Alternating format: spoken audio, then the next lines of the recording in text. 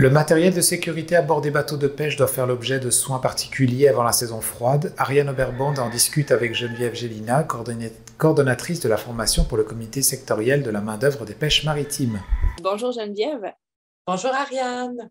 Donc, on va parler aujourd'hui de ce qu'on doit faire avec l'équipement de sécurité à bord des bateaux de pêche en hiver. On pense spontanément là, à l'hivernage des bateaux, toutes les étapes, là, une fois que le bateau est sorti de l'eau pour le protéger pour l'hiver. Mais il y a des équipements à bord qui sont nécessaires, qui sont vitaux, qui ont aussi besoin de soins durant la période hivernale. Oui, en plein ça. On parle en particulier là, des radeaux de sauvetage, des vestes de flottaison et puis aussi des habits d'immersion. Alors, c'est des équipements qu'il faut, tu sais, quand la saison morte commence, il faut les entretenir, faire leur entretien annuel et puis aussi pour certains, là, les mettre à l'abri dans un endroit sec pour éviter qu'ils s'endommagent pendant l'hiver. Alors, parce qu'on observe parfois des mauvaises pratiques, là, ça arrive qu'on voit des fois des radeaux de sauvetage qui restent sur le bateau, à la neige, à la pluie verglaçante, au gel, dégel pendant tout l'hiver. Et ça peut maganer le radeau de sauvetage. On voit aussi des fois là, des habits d'immersion. Là. Les habits d'immersion, c'est l'espèce d'habits là, qui couvrent là, de la tête là, jusqu'au bout des orteils des pêcheurs au cas où ils ont besoin de sauter à l'eau et puis de rester au sec et puis au chaud. Alors, des fois, il y a des habits d'immersion qui ont des zippers qui fonctionnent mal, des choses comme ça. Des vestes de flottaison aussi, souvent les pêcheurs, ce qu'ils portent, c'est des vestes autogonflantes qui vont se gonfler seulement quand la personne tombe à l'eau, puis un mécanisme pour faire gonfler la veste. Des fois, ce mécanisme-là est tellement vieux, tellement rouillé que le mécanisme ne va pas se déclencher. Et ça, c'est des choses, là, c'est pas rarissime que les inspecteurs voient ça, ça arrive quand même malheureusement de façon assez fréquente. Alors, c'est pour ça le vidéo, c'est pour donner une idée de la routine là, pour les garder en bon état. Exactement, j'en venais là justement à cette vidéo. Donc, au comité sectoriel de main-d'œuvre des pêches maritimes, vous avez mis sur pied une vidéo parce que c'est beaucoup de choses à penser quand on hiverne son bateau. Donc, vous avez fourni un outil pour les pêcheurs.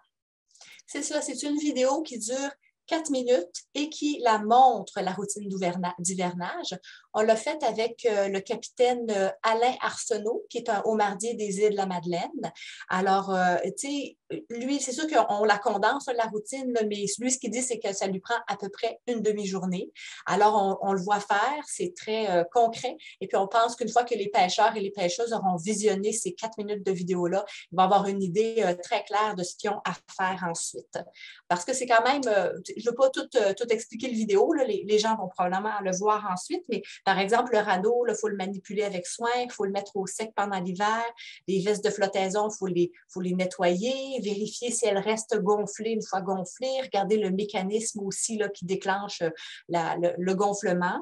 Les habits d'immersion aussi, il ne faut pas les laisser toujours dans leur sac à l'année longue, il faut les sortir, les mettre au sec, vérifier, là, graisser les fermetures éclairs, vérifier. Puis ça arrive aussi, certains équipements, là, les pêcheurs les connaissent, qui ont besoin d'aller faire leur inspection annuelle. C'est le cas du radeau. Des habits d'immersion, des fois, le fabricant recommande de faire des tests d'étanchéité chez un technicien certifié. Ça aussi, c'est important d'y penser. C'est pas très long. Puis, ce qui est important de savoir aussi, c'est que ces équipements-là, là, c'est le dernier recours des pêcheurs et des pêcheuses.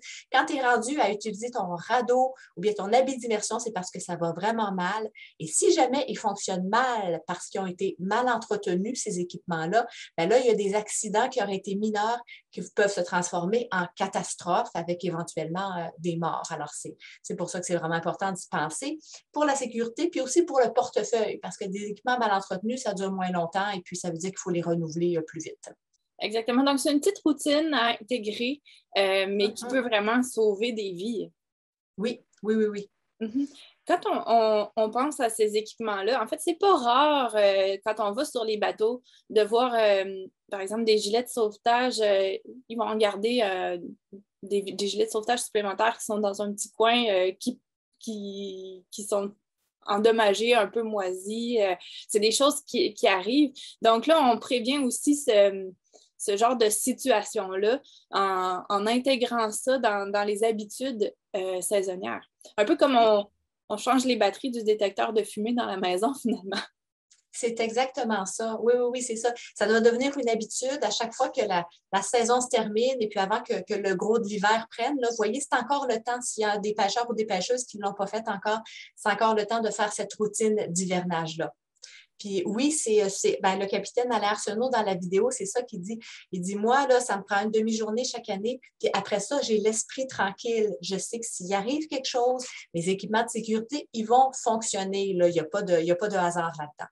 C'est quelque chose qui m'a marqué dans cette vidéo, c'est quand on parle de l'entreposage des radeaux, puis à quel point c'est important de les garder à l'abri des intempéries pour être sûr que le système de déploiement du radeau fonctionne. Donc, je me suis imaginé quelqu'un en mer qui a besoin de déployer son radeau puis que ça ne fonctionne pas, c'est ça. Oui, ça peut être très grave. Et puis, mais tu sais, il y en a eu des accidents là, depuis ces dernières années au Québec, au Canada. Et puis, les pêcheurs sont au courant. Il suffit d'aller lire des rapports d'accidents qui sont arrivés. Puis, il n'y a jamais rien qu'une cause. C'est rare qu'il y a une affaire qui a fait que ça a mal été. C'est une combinaison de causes, mais c'est arrivé souvent que le manque d'entretien des équipements de sécurité fasse partie des causes. Puis je le répète, quand c'est le dernier recours, là, c'est vraiment un élément important des équipements de sécurité qui fonctionnent. Les équipements ont aussi des dates, hein, des dates d'expiration. On le voyait entre autres là, pour des balises de détresse, tout ça. Donc, c'est important non seulement de les entretenir, mais aussi de vérifier leur échéance. Oui, vérifier les dates d'expiration pour être certain, encore une fois, qu'ils fonctionnent en cas d'accident. Puis, il y a aussi des dates pour des inspections annuelles. C'est le cas du radeau de sauvetage. Je ne connais pas en détail tous les équipements de sécurité sur les bateaux, mais pour certains autres aussi, là, il y a des dates de péremption ou d'inspection pour s'assurer qu'ils fonctionnent. Dans le domaine des pêches, on parle souvent d'instaurer une culture de sécurité, que ça fasse partie intégrante des pratiques puis même des mentalités. Donc, j'imagine que ça va dans cette lignée-là, cette démarche-là d'avoir décidé de faire une vidéo accessible à tous. Oui, exactement, parce que pour beaucoup de pêcheurs et de pêcheuses encore, la sécurité, ça veut dire d'être conforme au règlement. Bon, je suis correct, je me conforme au règlement. L'inspecteur est venu, il m'a donné son OK. Je suis correct, je n'ai plus besoin de m'en occuper. Mais ce n'est vraiment pas ça. La culture de sécurité, c'est d'y penser toujours. C'est une façon de voir les gens autour de nous, notre matériel de travail, les situations de travail, en ayant toujours en tête qu'est-ce qui pourrait arriver et qu'est-ce que je fais pour éviter que ça arrive. Et cette culture de sécurité-là, elle a encore besoin d'être développée. Elle s'améliore. Il y a eu un rapport l'année dernière là, qui faisait un peu la recension des accidents mineurs, des accidents graves sur les bateaux de pêche, et c'est en diminution, mais il y en a encore trop. Au cours de la dernière décennie, on a vu une très, très grande évolution en termes de pratiques, même des choses auxquelles les gens n'auraient jamais pensé avant. Donc, on voit qu'il y a vraiment un travail qui se fait dans ce sens. Donc, est-ce qu'il y a quelque chose que vous aimeriez ajouter sur le sujet? Bien, je voulais dire aussi que la vidéo, c'est pour les pêcheurs, pêcheuses, mais c'est aussi pour leurs proches, leur famille, parce que souvent, les questions de sécurité, c'est des choses qui se discutent avec la famille et les proches. C'est des gens qui ont une influence sur la culture de sécurité des gens qui travaillent dans les pêches, et c'est important qu'ils et elles les voient aussi, ces vidéos-là. Très bien. Donc, Geneviève, Gélina, merci énormément. Puis, on se laisse sur le visionnement de la vidéo. Merci, Ariane.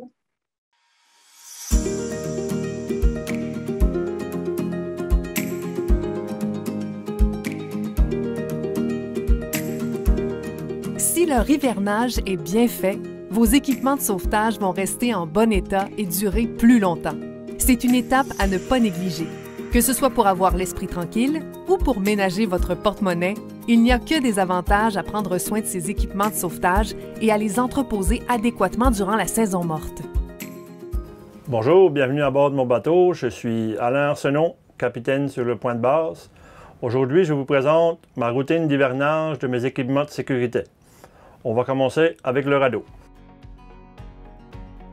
Le radeau doit être manipulé avec soin. Il ne doit surtout pas être renversé ou roulé, ce qui pourrait coincer le mécanisme d'ouverture. L'inspection annuelle de votre radeau de sauvetage par une entreprise accréditée vous assure que votre équipement est fonctionnel et bien entretenu. Vérifiez la date de validité du déclencheur hydrostatique. Dans le doute, Remettez-le à votre technicien certifié lors de l'inspection de votre radeau de sauvetage. À la fin de la saison, je ramène mon radeau chez nous pour le mettre à l'abri des intempéries durant l'hiver. Je le fais inspecter annuellement. Ça me donne l'assurance qu'il va être fonctionnel au besoin lors de la prochaine saison. Les habits d'immersion peuvent se dégrader s'ils restent pliés trop longtemps dans leur sac de rangement. Une bonne pratique est de les sortir de leur sac et de les entreposer dans un endroit au sec pendant la saison morte. Il est aussi conseillé de mettre dans un endroit chauffé et au sec les autres équipements d'urgence, tels que les fusées de détresse et la trousse de premiers soins. Donc, c'est la même chose au niveau des habits d'immersion. Donc, à la fin de chaque saison, il faut les sortir du sac. Vérifier l'état général s'il n'y a rien de normal. Lubrifier le zipper. Vérifier la validité de la batterie. Et les étendre, déplier sur un endroit sec pour être sûr que défaire les meubles à plis. Vous devez entretenir vos habits d'immersion conformément aux recommandations du manufacturier. Assurez-vous que la lumière de chaque habit est fonctionnelle et prête à l'emploi et que les fermetures éclairs ont été lubrifiées.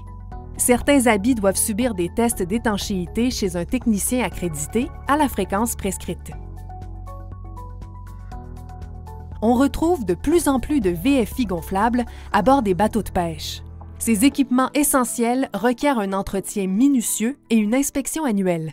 Donc, au niveau des VFI, ce qui est important de faire, c'est de les laver avec de l'eau et du savon. Tout en prenant soin de faire une inspection visuelle. Si tout paraît normal des deux côtés. On doit également vérifier au niveau du système hydrostatique, s'il est bien ouvert, et l'état de la bouteille, si elle n'est pas rouillée ou ces choses-là. Et faire un test de gonflement. Donc, tu le gonfles manuel, tu le laisses gonfler toute la nuit, au moins 24 heures, pour voir si elle garde sa pression. Si votre bonbonne est en mauvais état, il est important de la changer. Si vous n'êtes pas à l'aise de faire vous-même l'entretien recommandé par le manufacturier, apportez votre VFI à un technicien certifié.